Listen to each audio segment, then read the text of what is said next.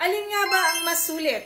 Ang mag-ipon sa bangko o kaya naman ay mag-invest sa mutual funds? Ano sa tingin mo? Alin nga ba ang mas sulit at swak para sa'yo?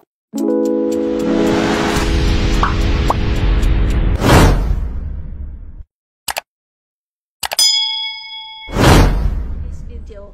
Thank you so much. Welcome sa ating channel kung saan ingatan at palagoy ng perang pinaghirapan. Ako nga pala si SP Maristela Banaag, isa po akong single mom, OFW, and financial educator. By the way, kung hindi ka pa nakaka-subscribe, hit the notification bell and subscribe now na. Kung ikaw ay isang OFW o kaya naman ay breadwinner, alam ko ang nasa isip mo.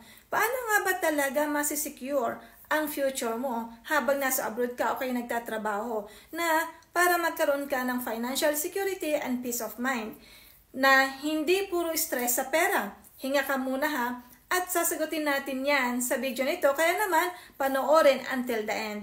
Ano nga ba ang advantages ng savings? Number one, syempre napakadali nitong i-access, madaling i-withdraw lalo na kung nasa ATM lang ito at para sa emergency situation.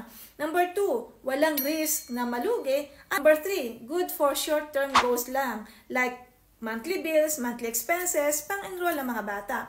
At ano ang mga disadvantages ng savings? Number 1, alam na this ha, mabagal ang tubo. Halos hindi mo talaga nararamdaman ang tubo ng pera mo. Number 2, naiiwan ka sa inflation kasi ang taas-taas na inflation rate para nag-iipon ka sa butas na bulsa. Number 3, laging may temptation na gastusin at dukutin, lalo na kung nasa ATM mo lang ito. Makikita mo, oy, sale sa mall o sa online. Samantalang sa mutual funds, ano naman ang advantages nito? Number 1, malaki ang potensyal na lumago ang pera mo over time, lalo na kung naiintindihan mong mabuti.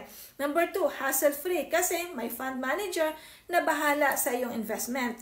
Number 3, perfect para sa long-term goals like pang-retirement, pang-college fund ng iyong mga anak, and many more. Ano nga ba ang disadvantages ng mutual funds? Dapat maunawaan mong mabuti ito ha.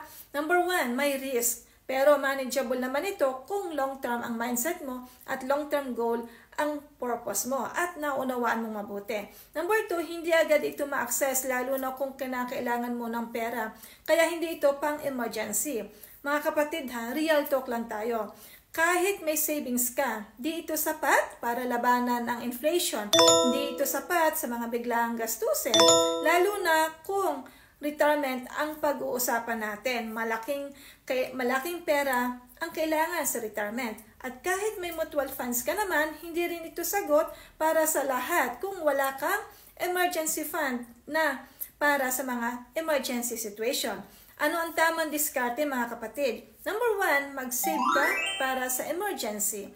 Number 2, mag-invest sa mutual funds para sa iyong long-term goal o kaya naman para sa future goals mo. Kaya ano na mga kapatid, savings lang ba talaga ang sagot o sapat o swak para sa iyo?